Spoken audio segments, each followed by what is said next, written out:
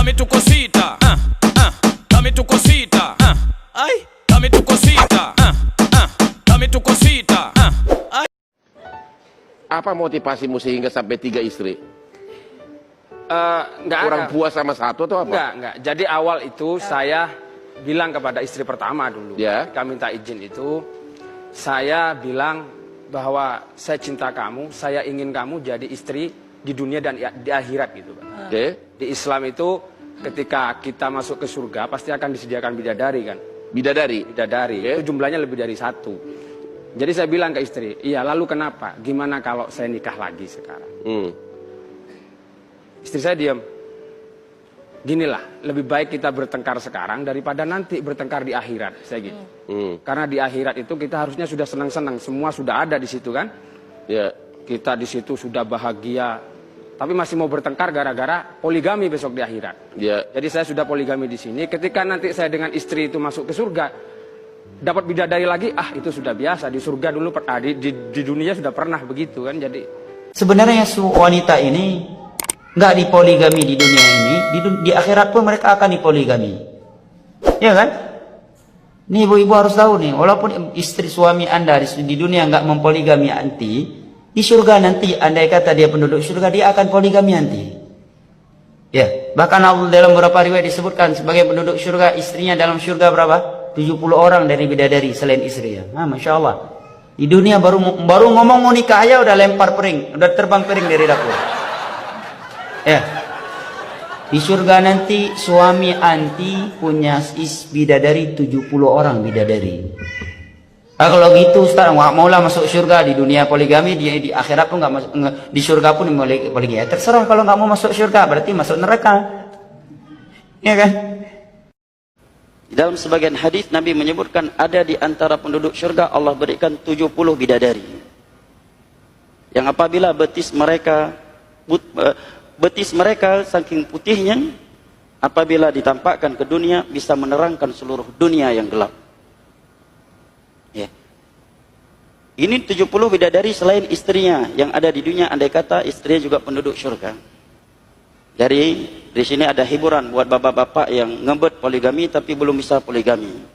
Dan ibu-ibu yang tidak mau menerima poligami. Andai kata ibu di dunia nggak dipoligami, di surga ibu pasti dipoligami oleh suami ibu sendiri. Ibu terima ataukah tidak? Di antara penduduk surga 70 istrinya jemaah. Bidadarinya 70 diberikan oleh Allah. Ada yang memiliki 4 bidadari dan Nabi sebutkan di dalam hadis qudsi di dalam surga, inna fil jannah suqan ya'tunaha yaumal jum'ah. Ada sebuah pasar yang didatangi oleh penduduk surga di setiap hari Jumat. Setiap mereka pulang dari pasar, pulang ke rumah mereka menemui istri mereka, maka istrinya mereka menyatakan kepadamu, aku melihat wajahmu semakin tampan. Si suami juga berkata kepada istrinya, aku juga melihat dirimu semakin cantik setelah aku tinggalkan pergi ke pasar. Beda dengan pasar yang ada di dunia ini. Kaum muslimin, tapi kata Rasulullah, kesibukan para lelaki nanti di dalam surga adalah, malu saya menceritakannya nih. Mau terus? Kesibukan para lelaki yang masuk surga di surga adalah memecah perawan istri-istrinya. Perawan terus. Habis malam pertama dapatkan perawan istri, selesai dia perawan lagi. Gitu. Serius Pak. Bagusnya ibu-ibu gak ikut dengar pengajian ini. Ini khusus bapak-bapak. Kata Rasulullah, maaf ini hadisnya sahih, tolong baca nanti dalam kitab Tamasya ke surga oleh Syekh Ibnul Qayyim Al-Jauziyah. Judul aslinya adalah Hadil Arwah ila Biladil Afrah. Rasul berkata, maaf, zakar laki-laki ketika dia berdiri karena syahwat selama 70 tahun berdirinya. Yes. Bahwa sebelum kita beramal, kita harus punya ilmu dulu. Teman-teman yang mau ikut adalah kesempatan yang bagus untuk cari ilmu.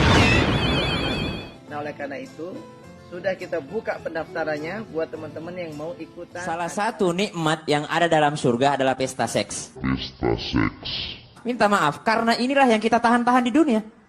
Inilah yang kita tahan-tahan di dunia. Dan kenikmatan terbesar yang diberikan Allah Subhanahu wa ta'ala di surga adalah pesta seks. Adalah pesta seks. Adalah pesta seks. Adalah pesta seks. Kenapa? Karena ini yang disuruh tahan di dunia oleh laki-laki.